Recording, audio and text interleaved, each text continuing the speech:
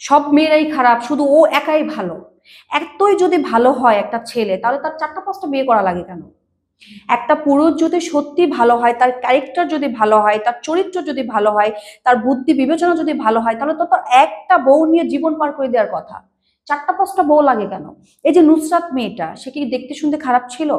যথেষ্ট একটা ভালো মেয়ে ছিল। তার নর্মতা, ভদ্রতা সব দিক দিয়ে সে পারফেক্টলি একটা মেয়ে ছিল। তাকে পর্যন্ত মেরে, আপনাদের কি মনে আছে কিনা জানি না, চোখ মুখ একদম লাল করে কালো করে ফেলেছিল, মেয়েটাকে প্রচন্ড টর্চার করছে। আবার এই যে রিয়ামণি, একবার বলতেছে বিয়ে করেছি, কাবির নামা আছে, একবার বলতেছে বিয়ে করি নেই, কাবির নামা নেই।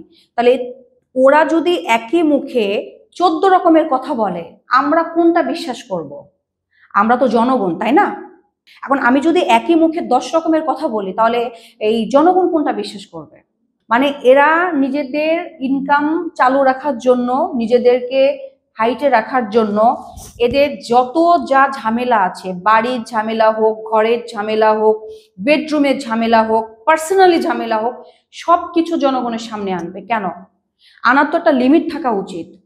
হিরো আলম আর এই যে যাদেরকে নিয়ে চলাফেরা করতেছে, যারা ওর আশেপাশে থাকতেছে, এই যে মেয়েগুলাকে বিয়ে করতেছে, রিজেক্ট করতেছে, এদের সবার উদ্দেশ্যে আমি বলতে চাই, তোমরা এবার আল্লাহর রাস্তায় থামো।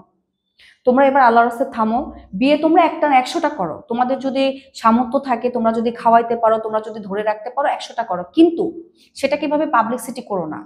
কারণ এটা সমাজের দিক দিয়ে খারাপ দেখা যায়। হিরো আলমের মতো মানুষ যদি 5টা 6টা বউ পালতে পারে, আমরা কেন পারবো না? এইগুলো নিয়ে কিন্তু সমাজ নষ্ট হচ্ছে। হিরো আলম, তোমার এই বোকামির কারণে, তোমার এসব বাজে ব্যবহারের কারণে আমরা যারা আশেপাশে আছি না, আমরা যারা এই যে ছোটখাটো একটু ভিডিও করে খাই, তারপর মনে করো ছোটখাটো একটু ইউটিউবে কাজ করে খাই, পেজে কাজ করে খাই, আমাদের পেটে লাথি পড়তেছে। কেন পড়তেছে জানো? কারণ আমাদেরকে নিয়ে যারা বড় কাজ করার চিন্তা ভাবনা করবে বা করতে চায়, তারা 10বার ভাবতেছে। প্রত্যেকটা মানুষের দিকে আঙুল তুলে কথা বলে কেন? আমরা সুযোগ দিই দেখে বলে। এই তো এখন কিছু হলে বলবে, হ্যাঁ মিডিয়ার মেয়েরা তো গোপনে গোপনে বিয়ে করে, 4টা 5টা বিয়ে হয়ে যায়, যখন সংসার থাকে না তখন ক্যামেরার সামনে এসে বলে। এটা তো কথার কথা, এটা তো মানুষ বলবে, কারণ আমরা বলার সুযোগ দিই আমাদের দর্শকদেরকে, এর জন্যই তারা বলতে পারে। আমরা কেন সুযোগটা দেব? একটা মানুষ যদি পুরো বাংলাদেশটাকে কয়দিন পর পর এরকম মানে ঝড়ে পরিণত করে, তাহলে কিভাবে হয়? আমরাও তো আছি নাকি? বাংলাদেশে তো আরো মানুষ আছে। কয়েকদিন পর পরই এই হিরো আলমকে নিয়ে নেট জগতে ঝড় উঠে যায়। হয়তো নির্বাচনে দাঁড়াইছে, সেটা নিয়ে একটা ঝড় উঠবে, নয়তো বউ ছেড়ে দিচ্ছে সেটা নিয়ে একটা ঝড় উঠবে, নয়তো বউকে মারধর করছে সেটা নিয়ে একটা ঝড় উঠবে, নয়তো আর আরেকটা বউ সামনে চলে আসে সেটা নিয়ে ঝগড়া উঠবে বা ঝড় উঠবে। এই একটা লোককে নিয়ে আমরা আর কত ঝড় দেখব? আর ওর জন্য যে আমাদের মিডিয়া জগতের বদনাম হচ্ছে, আমাদের মিডিয়ার জগতের মানুষদেরকে মানুষ খারাপ বলতেছে, ছিছি করতেছে, কাজ কমে যাচ্ছে। আমরা যারা ছোটখাটো আর্টিস্ট, আমরা যারা ছোটখাটো কাজ করে খাচ্ছি, আমাদের কাজ কমে যাচ্ছে। এই সমাধানের জন্যই কিন্তু আজকে আমার এই কথাগুলো বলার। হিরো আলমকে আপনারা ধোয়া তুলসের কথা মনে করেন না, যথেষ্ট একটা লুজ ক্যারেক্টার। আমি তো নিজেই প্রমাণ। এই কথাটা বলতে আমার একটু না দ্বিধাবোধ লাগলো না। হয়তো এবার আমাকে নিয়ে ঝড় উঠবে, তাহলে কি কি করেছে আপনার সঙ্গে, কি কি করতে চেয়েছে? হিরো আলমের মতো একটা মানুষ, একটা মানুষের সাথে কি কি করতে পারে, কি কি করতে চাইতে পারে? হ্যাঁ করেনি, আপনারা আবার ভাইবেন না যে আমার সঙ্গে করে ফেলেছে, বাট প্রস্তাবগুলো তো আমাকে দিয়েছে, তাই না? ডিরেক্টলি আমাকে বলে দিয়েছে তুমি আর কালকে থেকে অফিসে এসো না, রিয়াক্সেল করো না। পুরো একটা সপ্তাহ আমি জার্নি করলাম, কাজ করব দেখে, কাজে ফোকাস দেব দেখে, মিরপুর থেকে আমি এত দূর যাই আসি, অথচ তার দিকে আমি ফোকাস দিনেই দেখে আমি শুধু কাজের দিকে ফোকাস দিয়েছি দেখে সে আমাকে রিজেক্ট করে দিয়েছে। তাহলে এরকম চিন্তা ভাবনার একটা মানুষকে আপনারা কোন নজরে দেখেন? আমি তো আমার ভালো নজরে দেখি না। একটা শিল্পী যদি সে তাকে শিল্পী দাবি করে, সে তার নামের আগে লাগাইছে হিরো, আমি মেনে নিলাম, সেটাও মেনে নিলাম। এবার একজন হিরো যদি একজন শিল্পী, তাকে যদি আমরা প্রশ্ন করি, তাহলে তার মুখ থেকে সঠিক প্রশ্ন এটাই আসবে, আমি আমার কাজ চাই, কাজে ফোকাস দিতে চাই।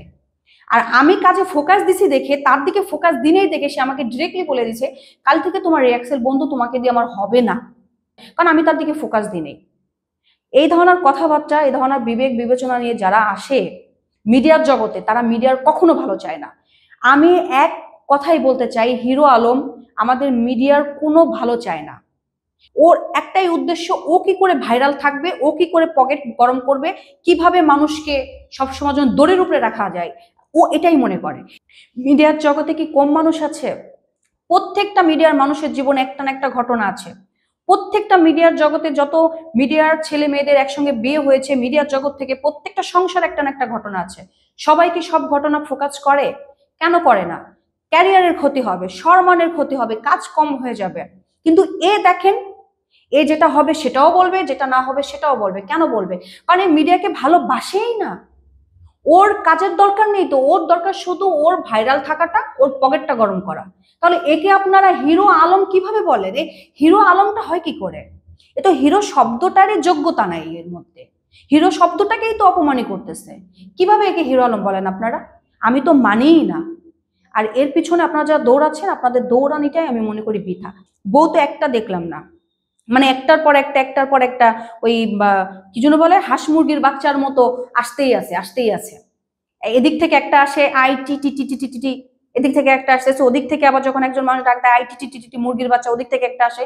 হিরো আলমের বউ হচ্ছে ঠিক এরকম, মানে আজকে রিয়ামণি, কালকে তমকমণি, পরশু হচ্ছে আরাকমণি। এর তো বউয়ের শেষ নাই। আমি এক কথায় বলতে গেলে এর বউরা হচ্ছে ওই হাঁস মুরগির বাচ্চা, আর এও হচ্ছে হাঁস মুরগি পালনের একটা খামারের মালিক। এগুলা বন্ধ করেন। এবার মিডিয়ার জগৎটাকে রেহাই দাও, মিডিয়ার জগতের মানুষগুলোকে যাতে মানুষ সম্মান করে সেই দিকটা একটু বিবেচনা করো। প্রচন্ড অপমানি করেছো তুমি। তোমার জন্য, তোমার এই অবাস্তব কার্যকলামের জন্য, অবাস্তব কথাকরমের জন্য মিডিয়ার প্রত্যেকটা মানুষকে হেনস্থ হতে হচ্ছে, লজ্জায় মুখ লুকিয়ে থাকতে হচ্ছে। কার সামনে গাড়াইলে বলে এর আর কি করবে, ওই ধরনের হিরো আলম 10টা করে বিয়ে করতে থাকতেছে। তোমার রুচি মানে কি বলবো, জঘন্য রুচি। তুমি জঘন্য একটা ব্যক্তি আমার কাছে, অন্তত আমি তা নিয়ে আমি তো বলতে তুমি একটা জঘন্য ব্যক্তি। কারণ তুমি আমাকেই যে প্রস্তাবগুলো দিয়েছিলা, আমি আমার ভাষা নেই বলার, তুমি একটা থার্ড ক্লাস মানুষ, ঠিক আছে? তুমি এতটুকু একটা মানুষ, মানে কি বলবো, ও যে সোনালী মুরগি, গায়ে তো কোনো গোশ নাই, সোনালী মুরগি এতটুকু একটা মানুষ, কিন্তু তোমার বিবেক বিবেচনা পুরো ডাস্টবিন।